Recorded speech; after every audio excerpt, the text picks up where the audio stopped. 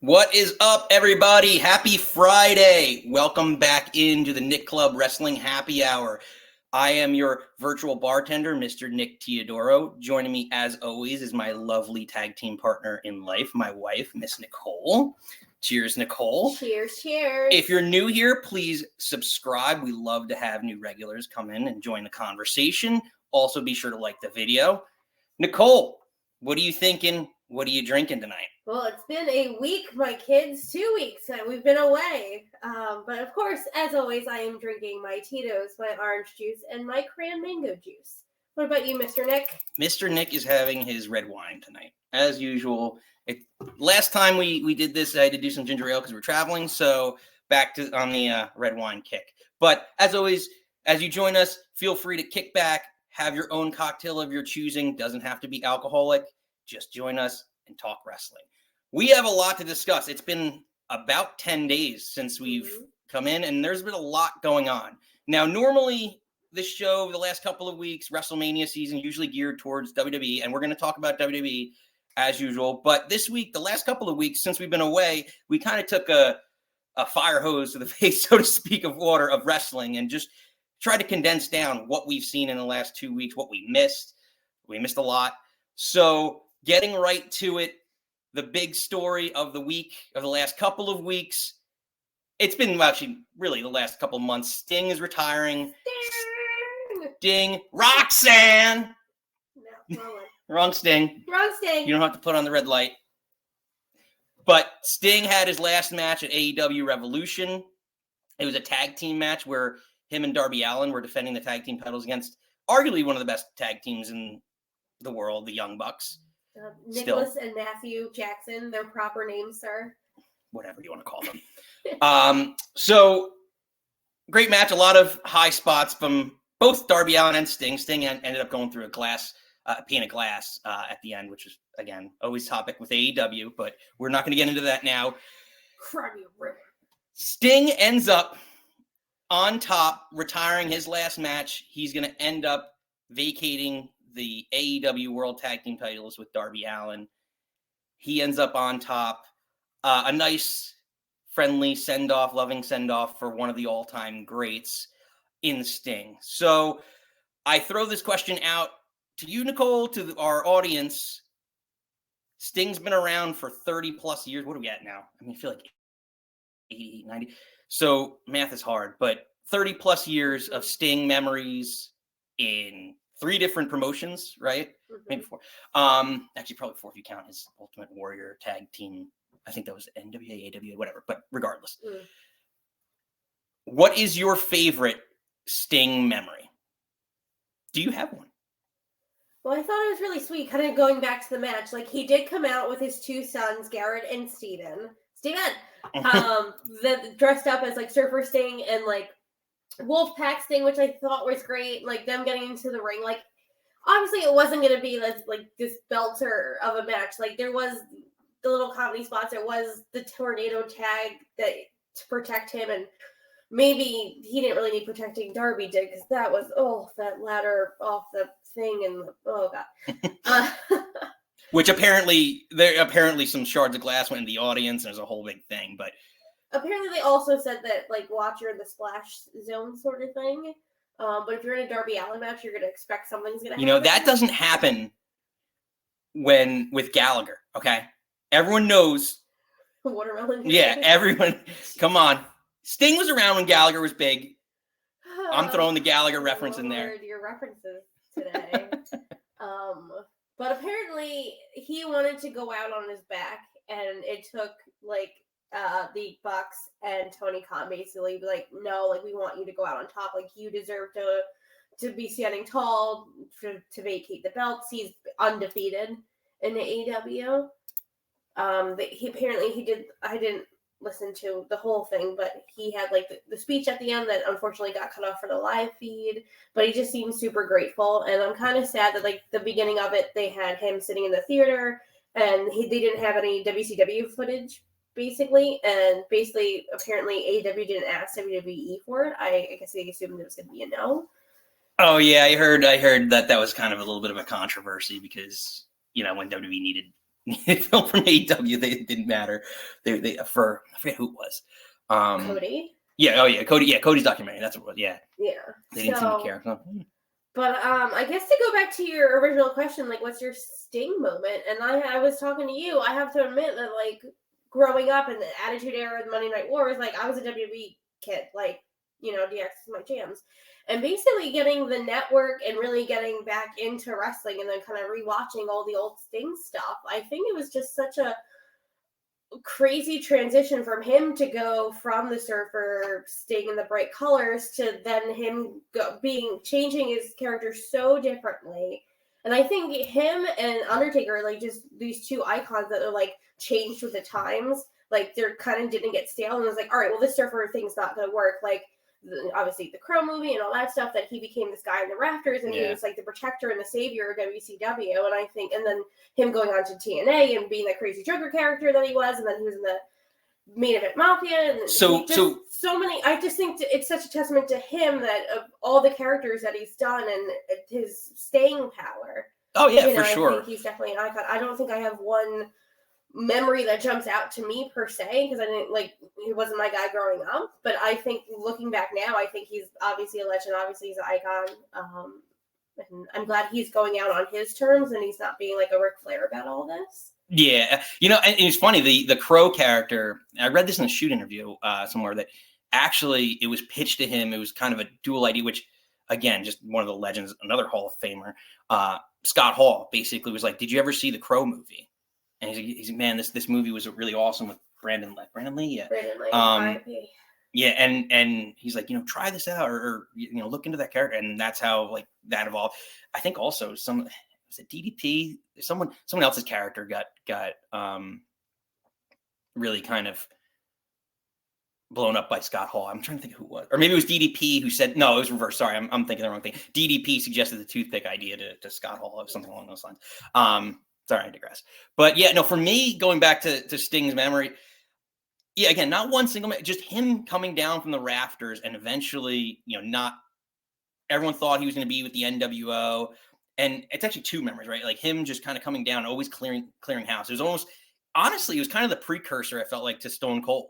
And when he would do all that stuff with the corporation, stun everybody, right? Like he was just like the superhero character that came out. So, you know, that really was kind of one of the moments, just him always being there. And then even the beginning of that, because he was supposed to, you know, as Eric Bischoff says, he was supposed to be the third member to the NWO originally. Do it. And yeah, and then him, which I mean, again, in hindsight, was a phenomenal decision, right? But he came out in that War Games match, right, and basically just, again, it was a precursor, like, I don't need help. He put everyone in the NWO down and then just kind of left. The lone wolf kind of persona. Yeah. So that was awesome. Lisa chimed in. She said her favorite Starrcade 99. Yeah, can't go wrong. Sting's got a lot of memories. So along that same subject, I posed this question because now Sting's retired. Ric Flair is retired, seemingly. He in the match he threw himself over Sting and got super kicked. God, leave that old man alone. He just wants to like heel over in the ring. But I digress. Regardless, I pose this question to you all. So Sting, I feel like, is undoubtedly, when I think WCW, I think Sting. When you talk about a Mount Rushmore of sorts, who is your Mount Rushmore for WCW? Who are the four pillars? You know, we talk about, you know, AEW talks about their four pillars, and we could get into at some point in time WWE's pillars, but who, when you think of WCW, were the four main attractions? Now, I think you can't not put Sting on here. I don't know how you don't. But the other one I'm thinking of is Ric Flair. But who are the other two that everyone feels is synonymous? Like, do you feel synonymous with WCW? Is it like Dusty Rhodes? So the early WCW would be Dusty. Like, obviously, like Starrcade, Dusty's baby. Like War Games, you know, Dusty's baby. Slamboree, like all the pay-per-views that carried them for so long are Dusty's brainchild.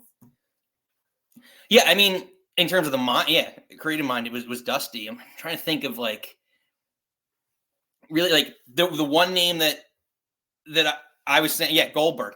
Lisa, you just beat me to it. But I know Lisa's in the car with her husband listening in, John. Yeah, Goldberg. Goldberg's got to be, honestly, in terms of he probably is, because you could argue he's the most internally built WCW wrestler one of of all their time. only homegrown kind of guys. I think maybe him and Booker. Yeah, Booker T. Booker T's a good one too. Booker T's a really good one. But again, like when I think of, I mean, I would argue. Would you argue Lex Luger was more of a founder? Lex Luger was atop the main event scene for also Hulk Hogan. Hulk Hogan could be on both Mount Rushmores. When he left, he made WWE into the early 90s. Then he left for WCW, and then NWO, it transformed everything. So you could argue Hulk Hogan should be on there too. Lisa says Eric Bischoff. Nah, I can't see him as a. I mean, as a wrestler, no. I mean, he's obviously not a. He did 2 matches. Well, you didn't say WCW wrestler. All right. Well, all right. Sorry. To clarify, wrestlers here. I'm talking about in ring. You think WCW? If I were to watch WCW, more likely the 90s, right? Or who do you think is their main guy? Like Sting's probably the guy, but the 4 pillars, right? I mean, who else was homegrown in WCW? The main. We do have a comment. We got a new listener saying Norman Smiley, which again, he was huge and like, I don't say huge, but definitely one of the. Norman Smiley. No, but he was around. Also, like, why do you think he trains all the kids at NXT? I mean, he was a big deal back in the early 90s. He was never a main eventer though. His nickname is. I don't know. That's a tough one. Does that get to be? He's like, Mount Rushmore, I'm not sure, but they definitely, foundational for sure. I feel like there's someone in the mid card that I'm completely whiffing on. Buff Bagwell. Buff. He's the next Dark Side of the Ring topic, so I'm excited to watch that next week. But I don't know, like a mid card, like a DDP. But if you're gonna put Hogan DDP, in there, maybe. do you put the Outsiders in there too? I think there was more of a faction than it. But whoever Roxanne that put in Norman Smiley, I get to use these. I put these graphics together for ridiculous comments. So let's see if this works. Do I get to use? Wait, wrong one. Sorry, wrong one. I'm still getting used to all this stuff. That was a logo. Let's see if this works. For all our ridiculous comments. Bailey will be judging you. Oh, you can't see it. No. My graphics aren't as good as I thought they were. Oh well. Anyway, there's next time. As if our cat Bailey is judging you. If you look at her face, we have a great photo of her that she was staring at me at the dinner table, just judging the shit out of me.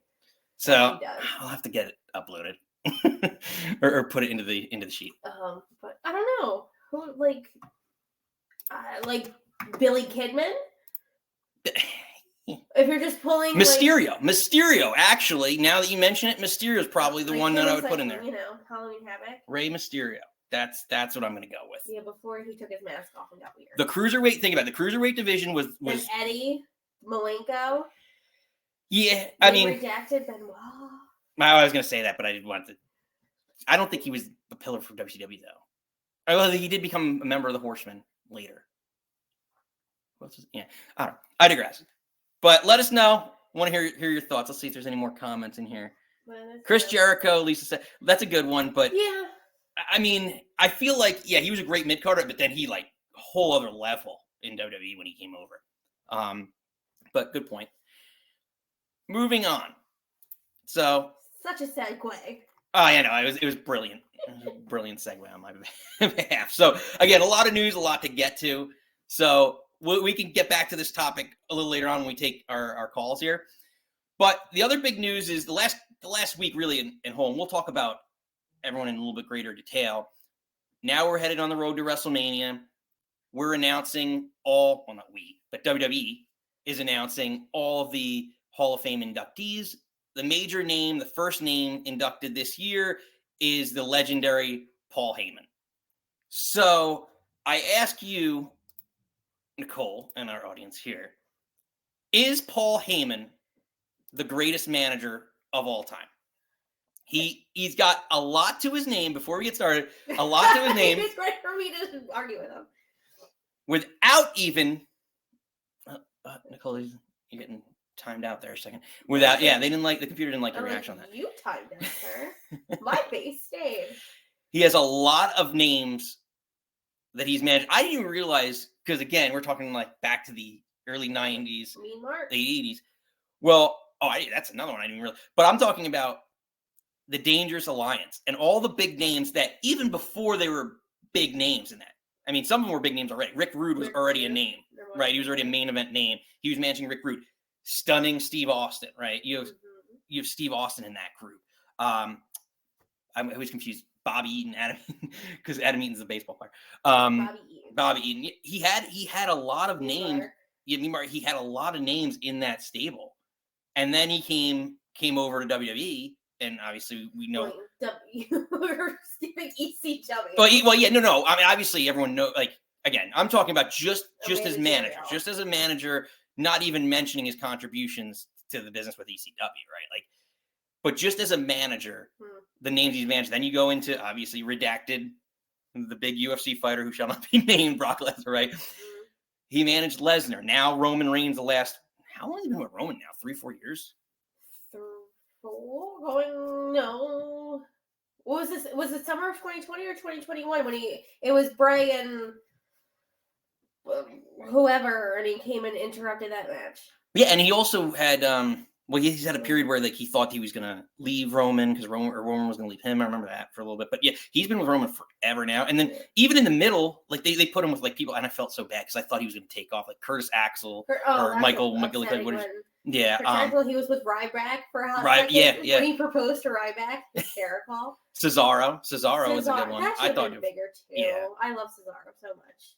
Claudio doing better in AEW, but so many people. So. For you, for me, is he your greatest manager of all time? I feel like it's 1A, 1B because my heart, I love Bobby the Brain, and his family. And for me, I think it again maybe different eras like 1A, 1B. I think it also took me a long time to appreciate Heyman because I'm so not a name redacted Brock person, like not. Especially when he was gone for forever, like was not a Brock fan. Right. So I think it took me a long time to appreciate Heyman and for a lot of things. So I think he's great. I think he brings a lot, and we'll get to there, but I think he's gonna do phenomenal with Braun Breaker. I think that's gonna be a thing. And he did an interview with somebody once it got announced that he was being inducted, and he said like. It feels weird to him because he's like, there's more I want to do. He's like, I'm not done. Like, this feels like a Hall of Fame thing should be when your career's over. And he's like, I'm not, there's so much more I want to do. Like, he's like, I'm not done.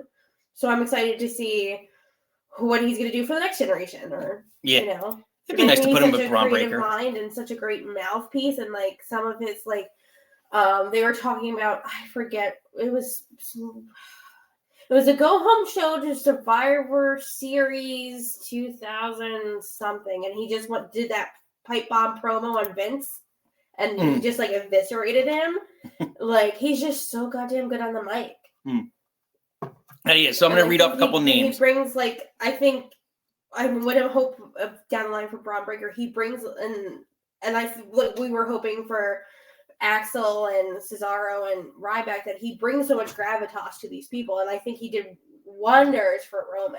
I think Roman's heel turn and him having Heyman, that first initial when you saw them two together, you're like, wow, like what? Like he brings so much to his clients. Whether it's clout, it's respect, clout, whatever you want to call it. He brings it. So just a couple of things. I didn't realize he brought. Because, again, I watched ECW, but this is maybe the early days. He actually brought the Dangerous Alliance to ECW. So some of the other names that he also managed at ECW include Shane Douglas, Sabu, and Taz. So I guess Don Morocco was considered in that too as well. So just reading off the list of names. So many people. Okay, so he was manager, right? Arn Anderson, Bobby Eaton, Larry Zbyszko. 2 of the 3 are Hall of Fame. I don't know if Bobby Eaton is. I feel like he is somewhere. Medusa was part of that group in WCW. Michael P.S. Hayes was also a manager in the group. Rick Rude, Steve Austin. You got Don Morocco, the Dark Patriot. Eddie Gilbert, not familiar. Jimmy Snuka in ECW. Shane Douglas. Sherry Martello was part of that group. Sabu and Taz. And Jackson's getting a little rambunctious when you talk about Paul Heyman. He gets really excited. He's a Paul Heyman dog. Yeah. Oh, that should be something. You're a Paul Heyman dog. We're gonna get that T-shirt made, copyrighted. I don't want anyone stealing that idea. But yeah, it just a lot of people. He touched a lot of careers for sure. So again, is he the greatest all time? You could put him up there. I think he's definitely top 2 or top 3. Mm-hmm. I mean, the other names I've been getting from a lot of people are obviously Bobby the Brain Heenan. But with the Heenan fan, I could put them up against each other, and that'd be interesting to see. The Heenan family versus Andre the Giant will swat them all. Seriously, yeah, that's a fair point. And was Flair part of the Heenan family, or he just managed Heenan? Because I don't know if he was ever. I would assume like the extended Heenan family. Yeah, because when he did that promo, it was him and Mr. Perfect. Yeah, him. Exactly, yeah. But at that point, he was that manager, commentator, not fair to Flair. Yeah. So again, we'll do that. Actually, we should do that at some point in time, maybe later in the show. We'll put them up. I'll pull them up on the list here, and we'll compare factions and who's managed more. So, so the last question on this topic is, who do you want, right? We're in Philadelphia. This is the perfect person to be inducted in Philadelphia. Yeah. So my question is, who inducts Paul Heyman into the WWE Hall of Fame? Now, I have my theory, and there's a couple of reasons. They're already in the Hall of Fame. I think we all can agree. Well, maybe we don't. Maybe we disagree. I think it should be an ECW person, an ECW original that hopefully had some sort of success in WWE. I've been hearing a couple different names. Like I've heard Rob Van Dam before. I don't think I'd want to hear him give a long speech. Yeah, well, maybe it doesn't have to be that. Maybe it's just a combination. But I'm thinking, like I'm thinking like the big names of ECW, right? Like when we talk, kind of segueing back to our original topic about like pillars, right? I'm thinking about the Mount Rushmore of ECW being RVD, Sabu, and to me, the people that would be perfect, or persons, would be the Dudley Boys. They were just indicted. We were talking about Vince McMahon so before stuff. Inducted. Excuse me. We're a little. Lord. I haven't even. Keep drinking, that much. Keep drinking. Just inducted, into the Hall of Fame a couple years ago. And what's interesting is if you look now, there's been a lot of promotion for WrestleMania on Instagram, Twitter, right? All social media. And The Rock's recent Crybaby Cody 20-minute promo that was actually referenced on Raw by Seth Rollins, where he called him Diarrhea Dwayne, which, again, Seth, please don't get into these catchphrases. But regardless, in that promo, in that Instagram or social media promo that The Rock made about Seth Rollins, he actually cites one of the Cody Crybabies, as he calls them, as, and I always confuse him, it's Dom, and Dave LaGreca is his brother. So Dave is on the Busted Open podcast, which his co-host is Bubba Dudley. So I think Bully Ray. Yeah, Bully Ray, Bubba Ray Dudley, whatever you want to call him, Calfzilla, as he was called in Impact for that short period of time. But that's what I'm thinking. They already kind of teased a little bit using Dave LaGreca for some of their videos. So if they didn't have some sort of relationship, I think it would be kind of a moot point. So that's my theory. I don't know. Nicole, what do you think? Oh, I have a different one. Which I obviously omitted from when we were talking about Paul Heyman, guys. Motherfucking CM Punk. You want to get him at WrestleMania at some point. Dude can talk. He can't talk about Brock Lesnar. I know they did the teasing with the Busted Open, but like, aren't they Impact people? Like, isn't Devon something with them? Like, I don't know if that can do a thing. But CM Punk makes the most, like, to me, makes the most sense. He can actually, like, put over Paul. He could. Have a good, because you say RVD or Sabu, like, no, I don't want to hear them talk, to be honest. And, like, some of the best things, like, I think when DDP inducted Jake, like, did such a great speech to, like, put over, like, how much he means to the business. And I think someone like Punk, who obviously is can't perform at Mania, but I think he should be doing something. Like, he can still talk. Like, he said at the press conference, he's like, my arm don't work, my mouth still works. I think that'd be, I could see it. Because honestly, there's no Punk without Heyman. Like, Heyman went to bat for him. Yeah, I mean, it's a logical thing but I still think he'll be on the pre-show. They'll probably put him on the WrestleMania pre-show. I don't know that they need. Well, he can do both because they're different. Like, the Hall of Fame now is after SmackDown in the ring, which I don't really. I like when it was like a big stage, not like in the ring, but like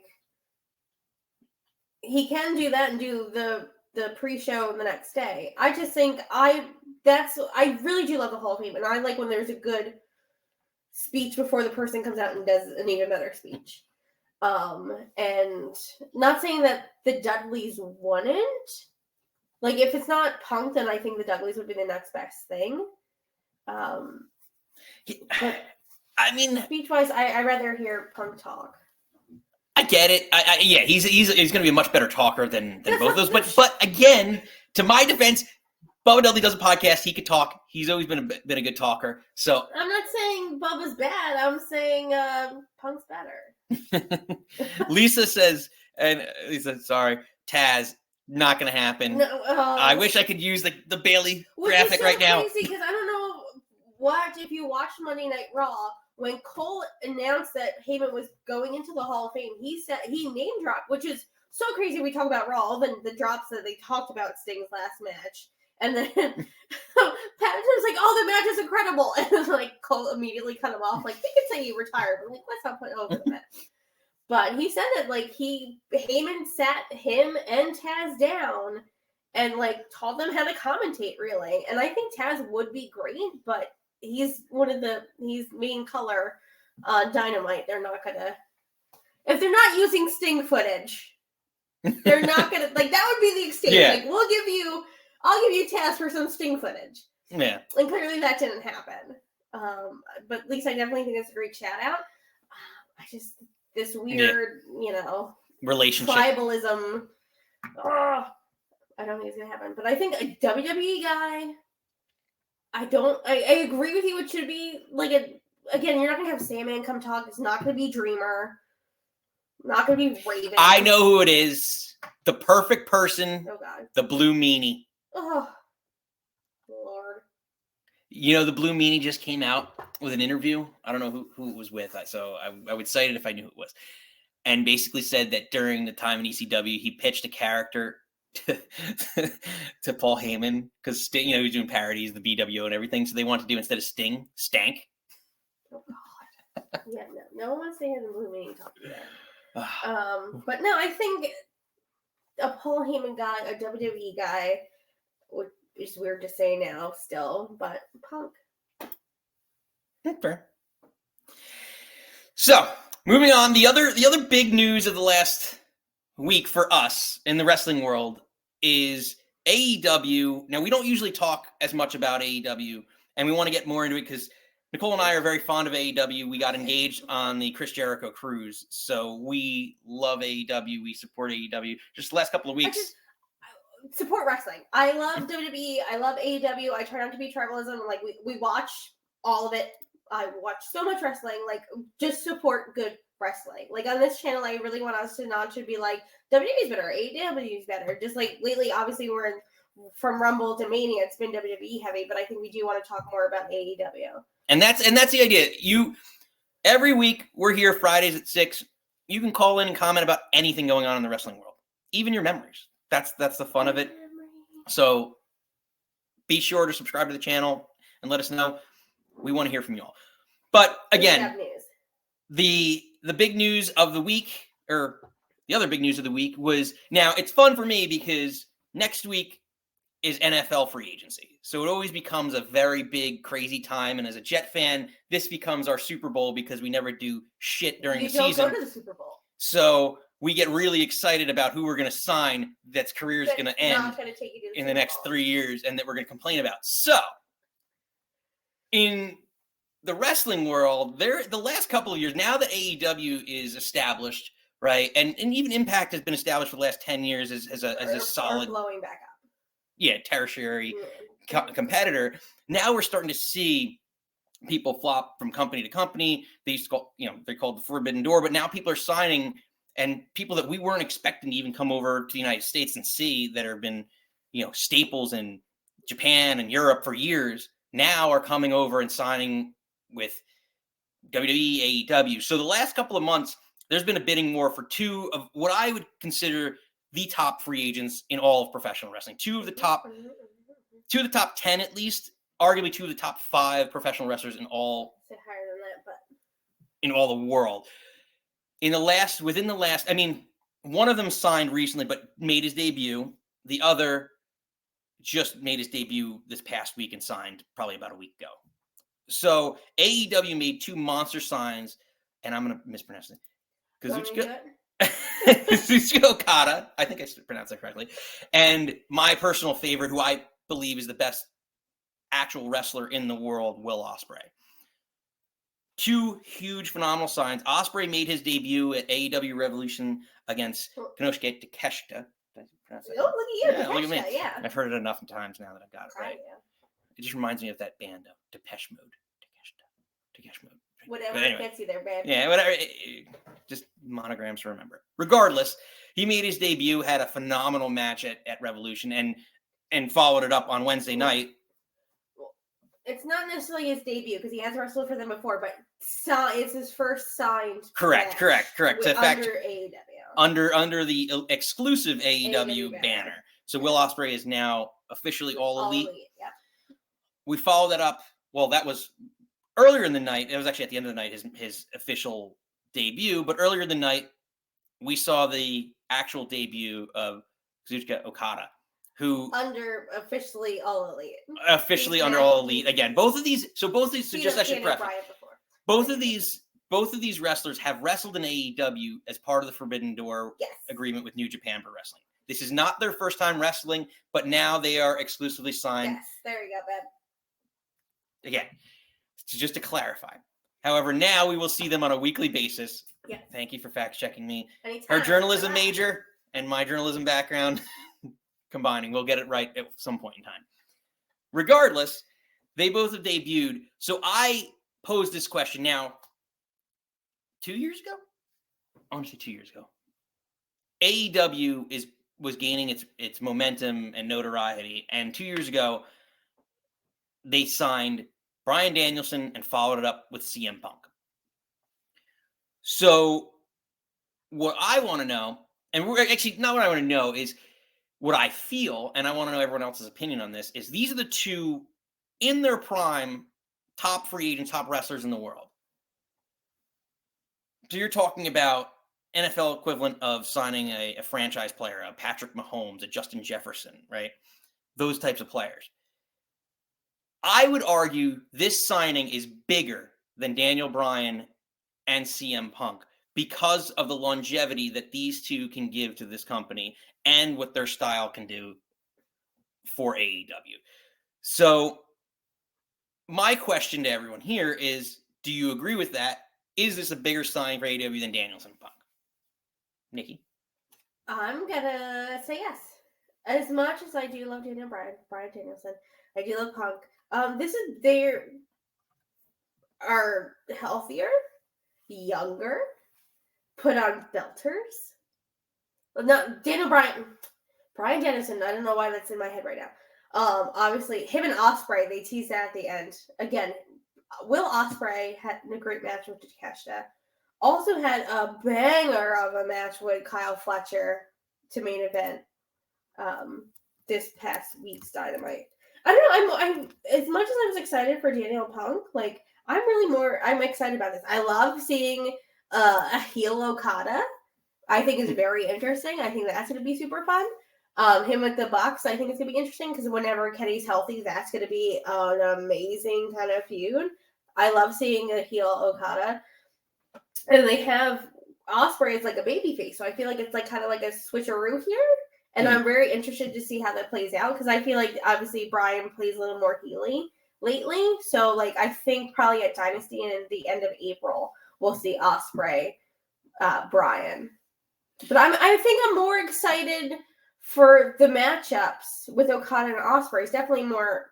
Well, I don't want to say more Ospreay, but both of them. But like, I'm more excited to see them, like who they would match up with. Like, I want to see like Will Ospreay like Malachi Black. Like that'd be a crazy match. Like I'm more excited, or like Pac's coming back. Like super excited about that. He had the crazy vignette during the pre-show. Like I don't know. I think I'm more excited about these matchups. Dante Martin, him and Dante Martin would have an. I know he's another one that like is next generation. He's gonna be, I think, in a couple years, he's gonna be a fucking star. I don't know. I think I'm more excited about these two. As much as I love Brian Punk, like I'm more excited about these people. I think Ospreay's gonna go. He's gonna have that belt. Oh my god, him and Swerve. Whose house? Like that's gonna be so exciting. That's gonna be so fun. Well, I mean, again, watching the thing about Ospreay is I've said this for years because I first got turned on to him in probably like 6 years ago, maybe more than that.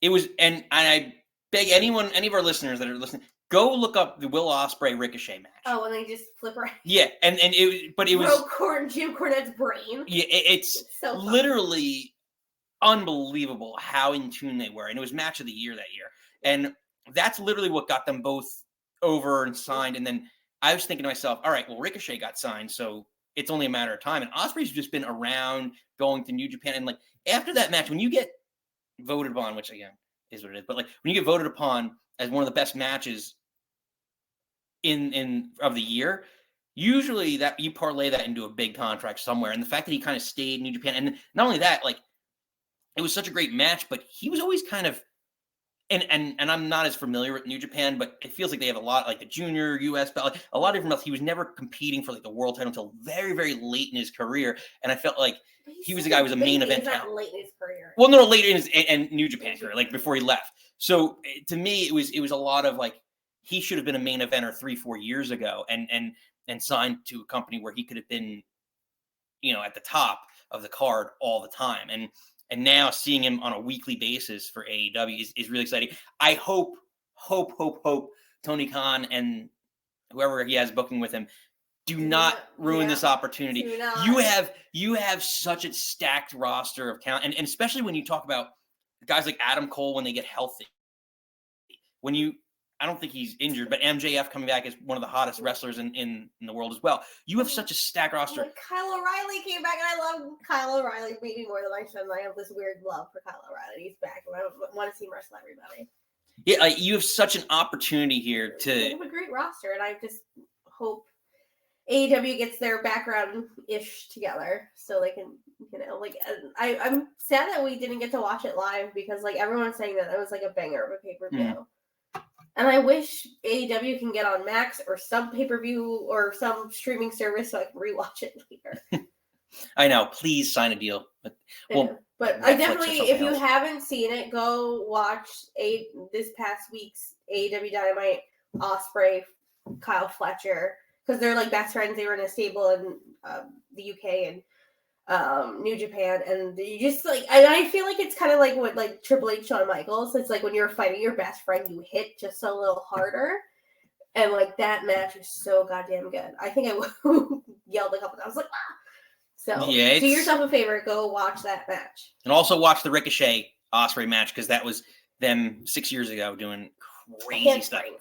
Yeah, handsprings and things. Anything that hurts. Handsprings and things. I like that. Anything that hurts Jim Cornette's brain, I'm all for. Well, someone posted on Twitter like Jim Cornette's upset because if you look, there's the video of him when he blew out his knee on the scaffold match, and they're like, that's why he's so upset about spots because he was like, and it literally, if you look at it, you find it literally. I mean, I'm not one to argue because I'm afraid of heights, but like if you look at it, it looks like he's like 5 feet off the ground. It literally looks like his feet are 5 feet off the ground. And like, if you have any athletic bone in your body, you can at least land respectively. And he just like collapses like terribly. But I digress. He's also bad human being, so whatever.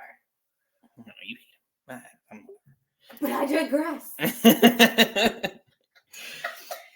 So, she just makes fun of me all day. This is what I have to deal with every day, all day. So again, we touched on Ospreay and Okada. Now, earlier in the show, we mentioned the big name so far in the WWE Hall of Fame has been Paul Heyman. Actually, as far as this week, there have been technically 3 more announcements of who's inducted. So just yesterday, and I literally just read this. If it weren't for the reels on my phone, I didn't even notice it. Triple H made an announcement. Actually, it was on Instagram or Facebook, where the U.S. Express, Barry Windham and Mike Rotunda, are now going to be inducted also into the Hall of Fame, along with, please help me, with Nakamura, I always get dyslexic.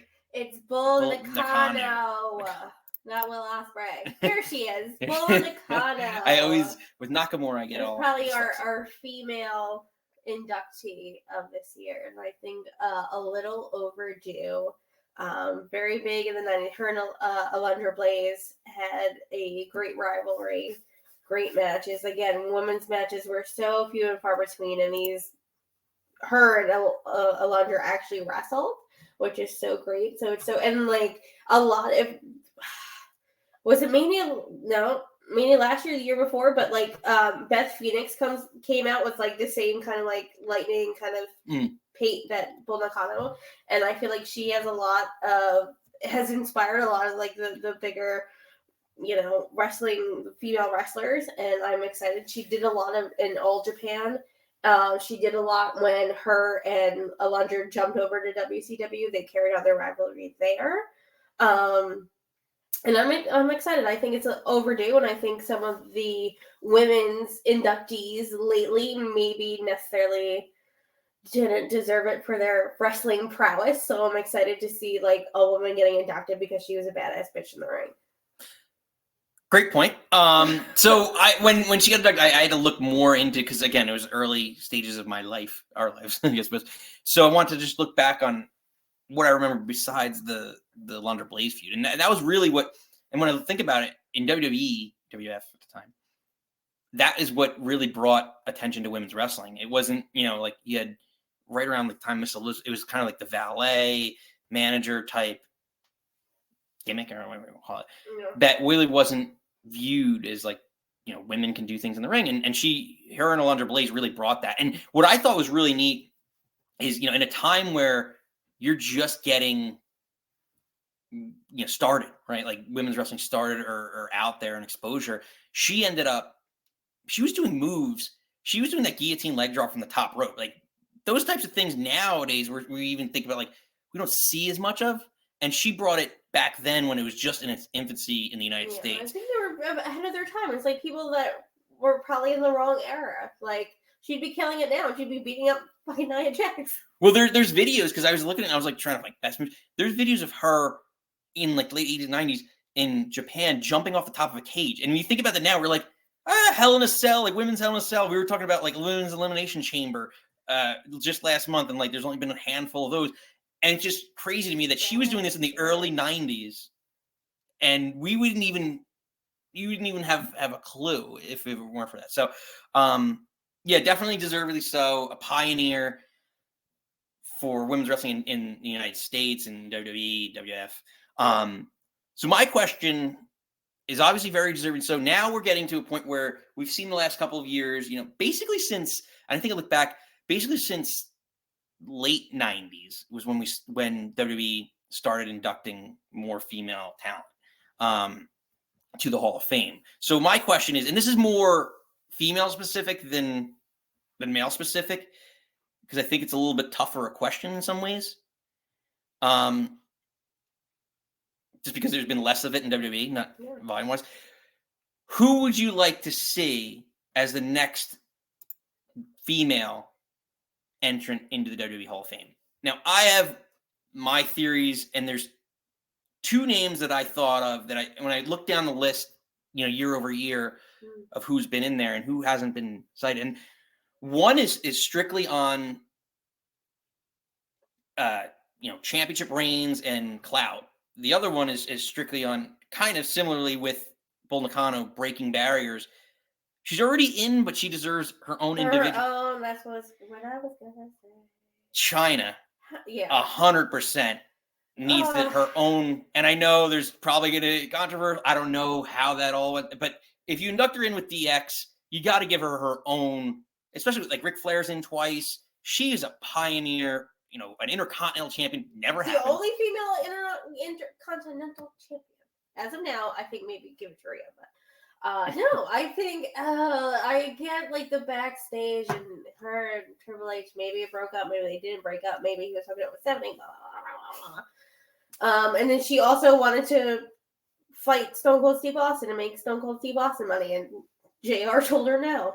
But as a trailblazer, 100% China should be in. I don't. Maybe next year, maybe because this is the first Mania Hall of Fame that's Triple H. There's no name redacted piece of crap Vince McMahon. This is the Triple H era, so I'm hoping maybe down the line, hopefully maybe next year, maybe the year after, maybe we can get a solo China in. I'm very hopeful, because it's crazy to me, like thinking that like how is Bull Nakano not in already? Well, you kind of made me think about this now, but like, how cool would it be if, obviously not happening this year, but like next year, I'm trying to think of like where her hometown is, or somewhere around like DX. But anyway, if whatever next year, the year after, they induct her, and that's somehow this, because it wouldn't happen now, and it gives you enough time to do it. But like somehow next year, put Rhea in an Intercontinental title match with if she's still with him, Dom Mysterio. I think that would be, and just like that would be kind of a cool way to pay homage to her and do all that. It would be kind of neat. But. So you're gonna take. I know it's so hard because Gunther has a belt. So you're going to give the belt from Gunther to Dom. Well, no. First off, I don't think Gunther's going to lose it, Dom. But, like, he'll lose it by then. Like, you're talking like a year from now. But that would be kind of a cool way of, like, that especially really with the storyline of the fact that they've been dating, doing all this other stuff. Like, well, he just got married. Yeah, I know. But that's not in kayfabe. In kayfabe there. Yeah, no. But, no, I think that'd be amazing, honestly. I think I think obviously Rhea's the one to do it, to have more, again, if it's safe and not weird, like intergender wrestling, like I'm weird about it, like if it's right, like excuse me, rewatching like the Good Housekeeping match, it's a little hard. I'm sorry, I'm like choking. Stop. I will talk. I will move as Nicole tries not to die. Guys, I can't give you the Heimlich if you're choking. Okay, but regardless.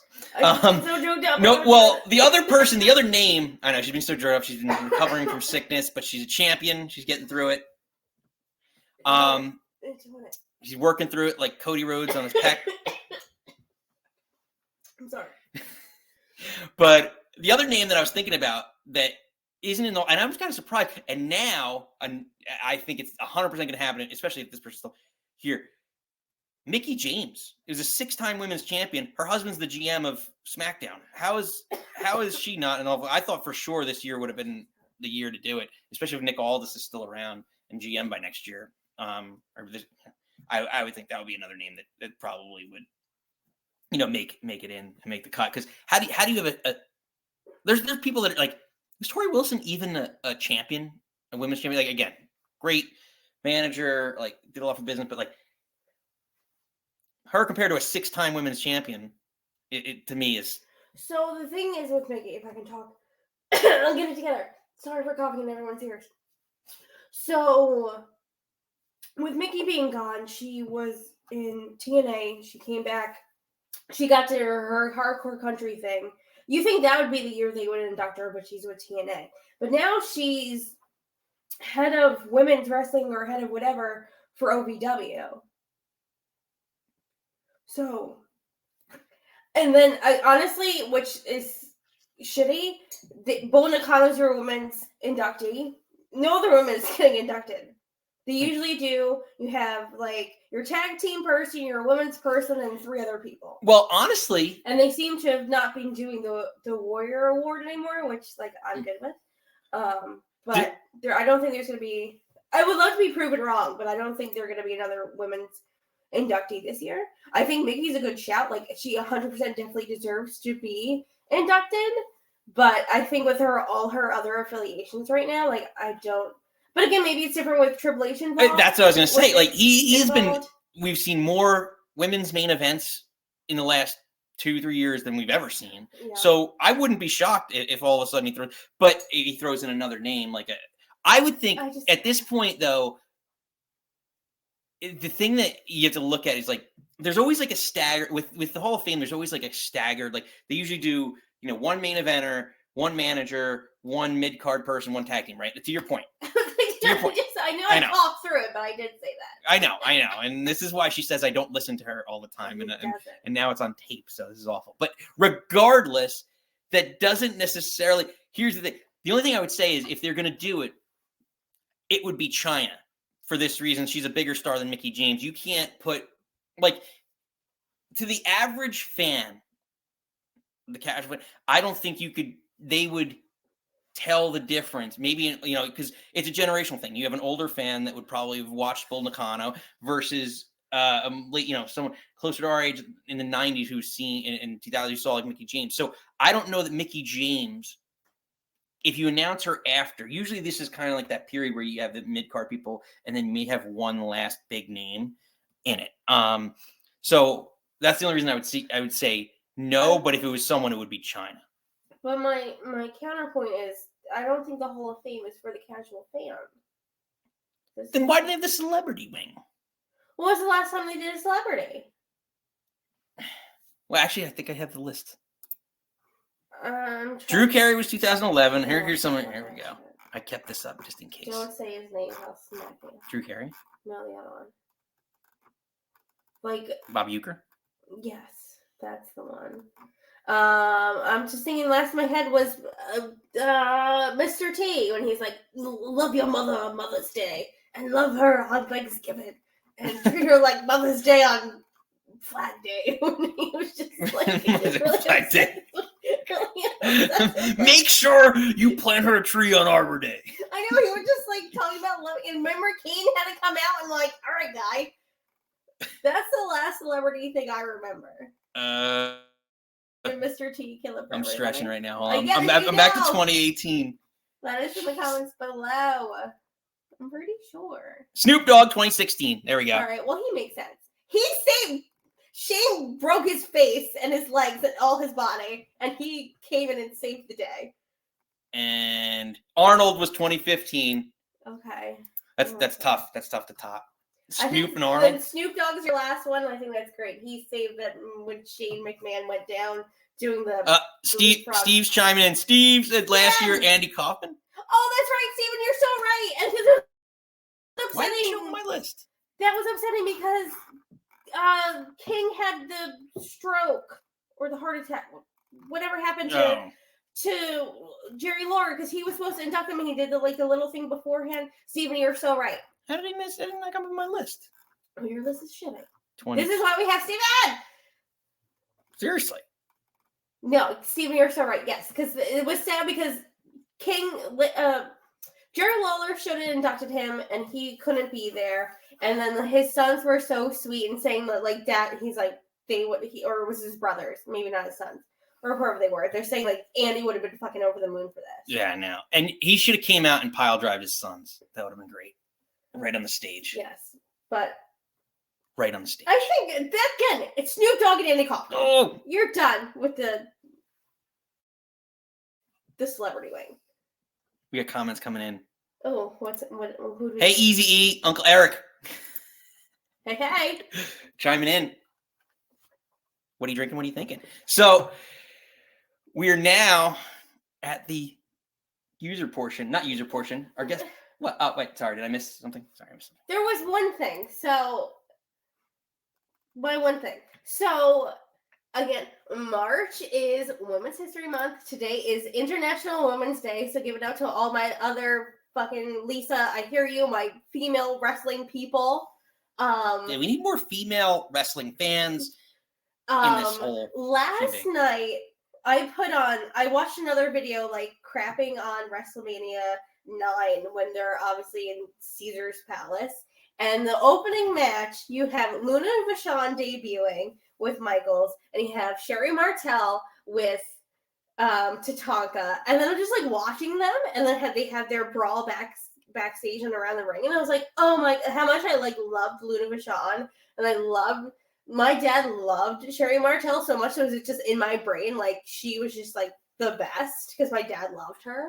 And it just made me think it was like, again, like Bull Makana, like kind of women like before, because like obviously they both wrestled, they both were fun in the ring, they were both valets and like kind of like slapped around the guys.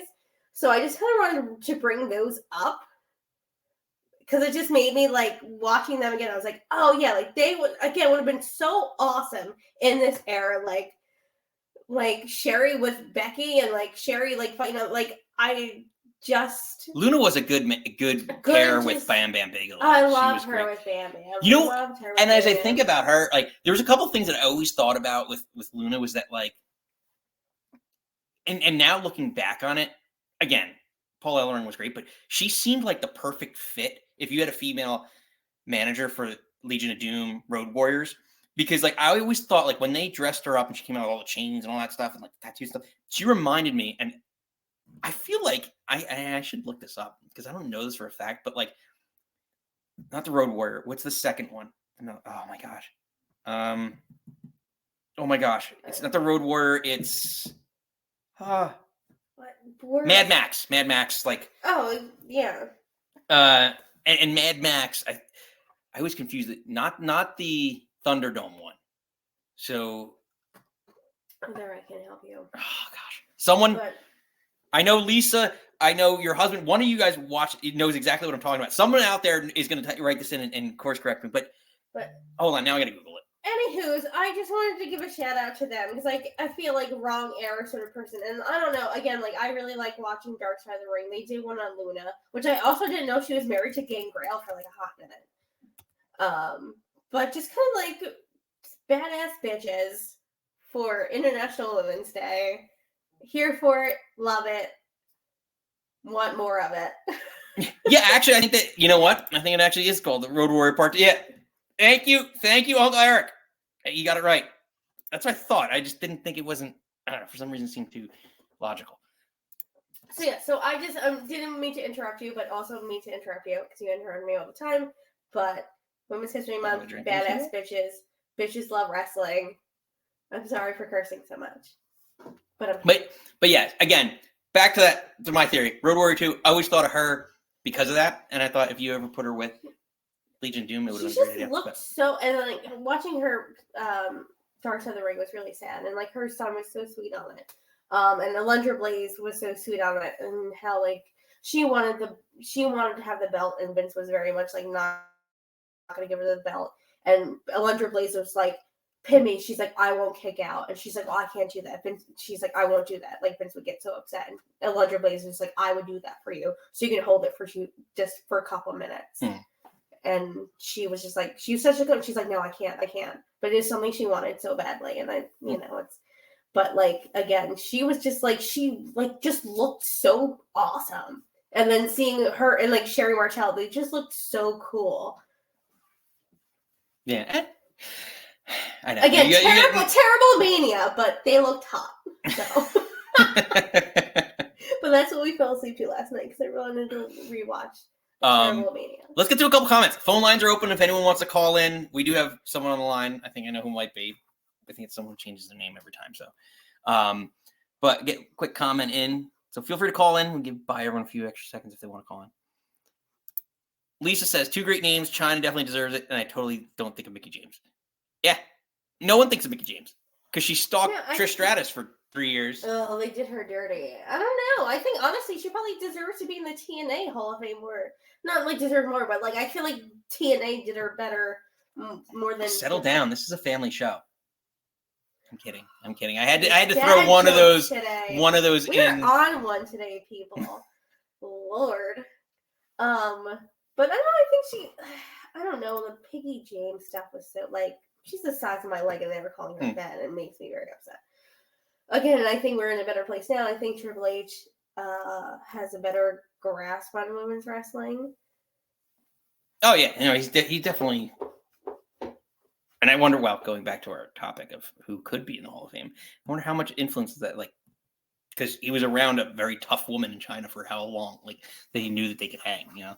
Like I think he likes being beat up by women, because he went from China to Stephanie, and I feel like Stephanie can also break his balls. I also really love... Or she could hire someone to do it. Stephanie McMahon. Billionaire. But again, we were supposed to do something for Valentine's Day to talk about my favorite wrestling couples, because wrestling couples really make my heart happy. And I don't know, do yourselves a favor, go watch Seth and Becky on Hot Ones Challenge. They like dare each other, and they eat hot wings, and they're just so sweet together, and I love them very much. But I digress. I thought we had a call. Well, we do have a call. We're gonna get to in just one second. But again, so feel free to call in. We're here every week, Fridays at 6 p.m. That's the new start time. So we're going to bleed this right in because SmackDown's at 8. It's 7 o'clock right now. So you have enough time to grab yourself a snack and another drink before SmackDown starts. But again, you want to hear the topics. We have a couple topics, but you get to call in and talk about anything you want to talk about wrestling related. So let's get to it. We've got someone calling in as Roxanne, but I think I know who it is. Roxanne, I'll start with Roxanne. What are you thinking and what are you drinking? Now. Roxanne. Steven! The red light. Aren't we talking about Sting? We are. That sounds very low. Yeah, you sounded like you're a little away from the microphone. You might have to come a little closer so that everyone can hear you. Is that good? A little bit better, yeah. I swear to God, Nick, I've got the video portion on my TV, and it looks like you're half a second away of hitting your head on that shelf. I could be. I am, but that's probably one of the benefits of being a little shorter, right? So Steve, what are you thinking? What are you drinking? You had a good Drew McIntyre pick, but now we've had 2 weeks in between, so now you got a lot to talk about to catch up on. So what are you thinking? Well, geez, so much to go over. Should I go over Tony Khan just trying to buy new friends? Over 30 million. Perform in front of arenas that are a third full at best. So that's a funny point. So Steve brings up a point about Okada's contract. So Okada signed basically what was the equivalent of 4.5 for the next 3 years. A 3-year deal that basically equivalates. Equivalent. I can't talk. To $4.5 million per year, which is insane because that's probably more than or on the level of what John Cena was making and some of these top tier guys, like maybe Punk right now. But it is crazy. Well, they better, as far as whether these signings, were good or not. I mean, on the surface they do, but I mean, if they don't result in larger crowds at the television tapings, at least, because I can only think of maybe 2 shows where they attract a large crowd, and that's Wembley and when they do Tennis Stadium in Queens. I guess Boston for who's debut next week will probably be somewhat full, but I mean, how disappointing must Okada have been to come out and there's only 4,000 fans? Well, it's a great question because so here's my issue with it. Again, it's all about the build and what you're gonna do for him now post him. Everyone knows he's a great wrestler and now he's coming in, but my concern is, and WWE struggled to do this, and even lately, they started to, but he didn't really get much momentum. Nakamura, the international Japanese stars really struggle sometimes. I don't know why it's the positioning or the booking to get them over, and then they always I just think of, and again, not near on the same level, but there's so many names that came in over the years, and again, he's nowhere near as good, but like Yoshitatsu in WWE, and some of these guys that just they Kenta was in NXT, and again he was supposed to be a really big deal, and even Nakamura was a huge name in Like how in do you Japan. how do you mess up Nakamura AJ at Mania? And they did. Yeah, I think all a they lot had of to it do is. was Oh, all go they ahead. had to do was rerun their New Japan match. Mm. I mean, that was 40 minutes, but that was gold.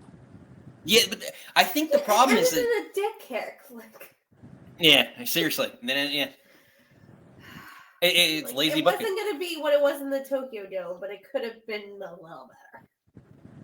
Yeah, I don't know. It's hard. I'm hoping to Steven's point that now that it looks like, all right, Okada's going to be there full time, Ospreay's there full time. You're going to have who next week there full time. That I'm hoping maybe they start selling out. Or also the rumor was they booked such big venues because they thought they'd have Punk, and now they don't have that star. And I'm hoping maybe if they scale back down, like when we saw them at Prudential Center 6 months ago at this point. Yeah, And it wasn't a bad crowd. Like, it was a pretty good crowd. It's a pretty good crowd, but again, it's also Prudential Center. Exactly. So that's should be their target. Like, I'm interested to see next week. Again, who's supposed to be there, but TD Gardens. I've been there. It's a big. And that's where the Celtics play. That's a big. And that'll probably be arena. It'll probably be one of our topics next week. Is as another debut is and Steven's kind of alluding to Mercedes Moné, aka Sasha Banks, is expected to sign it. Well, she probably already signed, but debut next Wednesday on Dynamite, which is from Boston, her hometown. But here's the thing: like, is she in terms of she's a big deal relative, but I don't know that it's going to be a huge pop for her, and she's as big a needle mover as everyone thinks she's going to be, and for two reasons. Well, first off, Tony Khan's terrible at booking women's wrestling. He is awful. He's proven himself to be god awful at that. And I don't know that. I just don't know that even in her prime in WWE, I don't consider her a big needle mover. Like is she considered part of the Four Horsewomen? Yes. But like in comparison to everyone else, she's always injured. She puts on good match, but she always gets injured after putting on a good match. So I don't know that she's going to. She gets injured a lot. That she's going to. Feel free to chime in, but like I don't know that she's going to move the needle for the women's division in AEW, and that pop is going to be anything like what we saw. Like if Ospreay hadn't had such a couple of situation where he's been exposed to the audience already, Ospreay would be the big pop. Same thing with Okada. Like they've done this. AEW's done this with Forbidden Door so many times where it's like, and well, with everyone really, surprise entrance and debuts. But like now it's at the point where I don't know. I mean, the shock value is not as big as it is because they do it so much. And I don't know that she's as big a needle mover as everyone thinks she's going to be. She'll sell out. Boston will be at least close to a sellout next week because that's the hometown crowd. Yeah. After that, as it slowly drops off, and she's back to being in front of 3,000, 4,000, and they're booking her against terrible opponents, and the booking is bad anyway. I mean, the argument could be made that she has crossover appeal because people know her. People would know her from The Mandalorian. Right. Yeah, that's the only thing that I can see. But like, was she? See, I didn't watch The Mandalorian, so I don't know how prominent she was in that role. She booked The Mandalorian because she was on Hot Ones. It wasn't her WWE stuff. It was her on Hot Ones. Right. Yeah, but if you're not, as long as you're not the main, like if you're not the main star, I don't know that there's going to be much carryover. Like WWE, like when Edge did all that stuff with Sci-Fi and whoever else was, like I get that, but she's gonna have more of a pop than you think. No, I think she'll have a pop, but I think you're really doubting it. Well, you know me and pops. We talked about that with the LA Knight. Thinking Rhea did not get a pop in Australia. Just saying, Logan Paul got a better pop than LA Knight. Book it. That was not the debate. That was my comment. Is that he got said Rhea Ripley didn't get. Oh yeah, sorry. It was Rhea Ripley. Yeah, that's right. Rhea Ripley didn't get as big a reaction as Logan Paul that night. I will stand by that. I'll stand by that statement. Steve, any last Any other comments before we let you go here? Oh, so many to select from, but I'll go with why are the U.S. Express getting a Hall of Fame induction? Because So- they're related to Bray Wyatt. I mean, Yeah. well, why not induct Bray Wyatt then? I mean, Barry Windham's already in somehow as a member of the Four Horsemen. Did Barry Windham have a good enough career to warrant being a 2-time inductee? Which is I didn't even think of him that much of a horseman. I think it's too soon to do Bray, to be perfectly honest. I think because it's obviously less than a year. I think it'd be weird for them to induct him. Yeah, and his family may feel the same way. I mean, because remember, anybody who gets inducted, they, the wrestlers or their families, if they're deceased, have to sign off on it. I mean, they wanted to induct Bruno for years, and he kept saying no. Mm-hmm. Until Triple H smoothed it over, and he said yes. Well, if you look, so there's a video. So how I found out about it is there's a reel that's on Facebook right now where Triple H, they always do this, like just like the NFL does, like they call up. Sorry, I have to say this. Uncle Eric wants to know if you can please sing another police song. Can Steven sing another police song before he leaves? A year has passed since I wrote my note. There we go. Yeah. Legendary moment. I saw them twice on the reunion tour. That was awesome. Yeah, sorry, I lost my train of thought with that comment. The Triple H called. So they're basically doing similar like the NFL. Like they used to show, the NFL does, like you show up at your door and it's like, congratulations, you made it. Kind of like what was it? What did they do during the Super Bowl? What was it? Publishers Clearinghouse. Yeah, it was basically like that. Like, here's your big student check. Oh, yeah. And everyone would wait by their door for the Super Bowl for some idiot to come that would never come. Well, yeah, you could be a millionaire today if you're watching the Super Bowl. Yeah, okay. But I mean, if this is being done for Rotunda's benefit, then just put Rotunda in. Put him in as Erwin R. Shyster. Yeah, I didn't even. It was so crazy to me. So when they put it, when they announced U.S. Express, I was like, wait, let me see. And then I was like, wait, that's IRS. And I didn't even realize that it was him the whole time. I was like, he had a whole career. Like it was so baffling to me because it was the 80s. They were but like I knew him growing up as IRS. So like that was like, and Money Inc.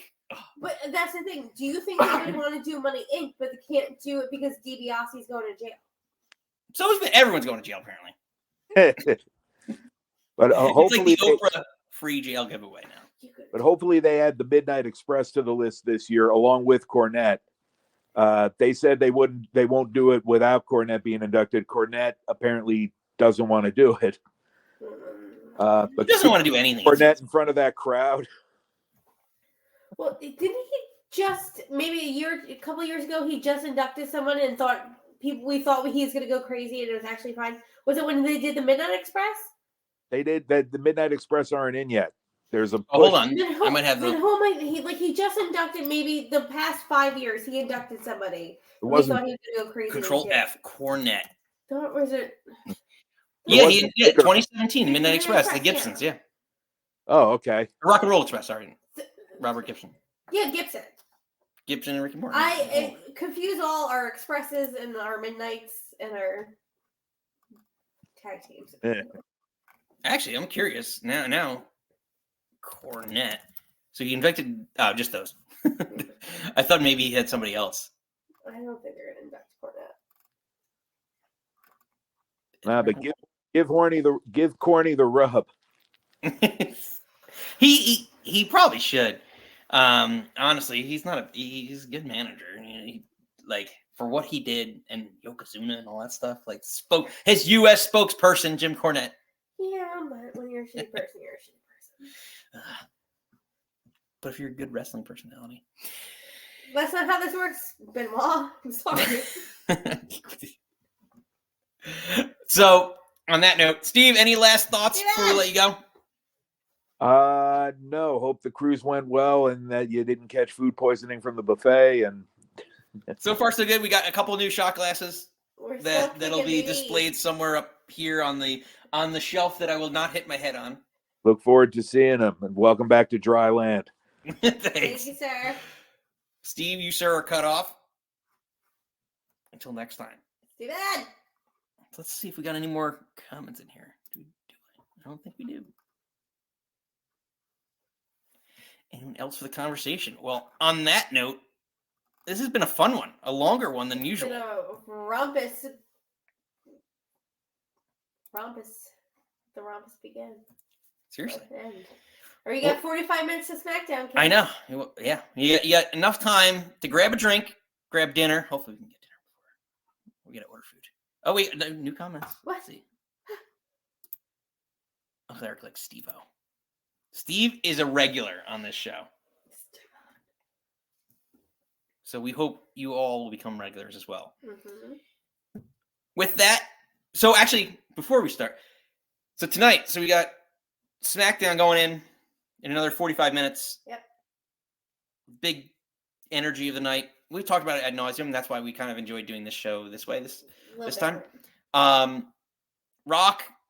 The Rock and Roman Reigns are going to confront Cody Rhodes and Seth Rollins tonight, or there's going to be some sort of... What's that? It's the opposite. Seth and Cody are coming from Raw to go to SmackDown to confront the Bloodline. All right, well, they're confronting. They're talking to you. They're face to face. 4 people are going to talk in the ring out loud. So, yeah, I guess they're going to talk. Maybe action will go down. We'll see. It's exciting. I hope it opens. I really hope it opens, but it probably won't. Well, it opened last week and it was 33 minutes, and he cut the women's match again, like poor ladies. That match got cut because The Rock wanted to talk for 30. I'm sorry, you pay for a wrestling match and you made me listen to Rock to talk for 30 minutes. Maybe that's your jamborees. I'd be mad. And I digress. You know I'm a Rock fan. I feel electrified every time he talks. Anywho's. So, on that note, we're going to let you go. But before you leave, be sure to like the video, subscribe. We want to see you here. We're here. Comment. Yes, those are the big three things. And I forgot to put the banner going. I didn't do the banner going the whole time. You're fine. I ruined it. But there it is now. Never. Better late than never. Fire. Regardless, we're here every Friday at 6. That's the new time. Mm-hmm. We're going to be talking wrestling into SmackDown on Friday nights. So let's know. With that being said, we're going to wrap for the evening. Oh, wait, hold on. We got a couple last minute comments. Let's just see. Night. Okay, people are saying goodbye. Bye. So, on that note, with that being said, you don't have to go home. Can't stay here. We will see you next time. Bye.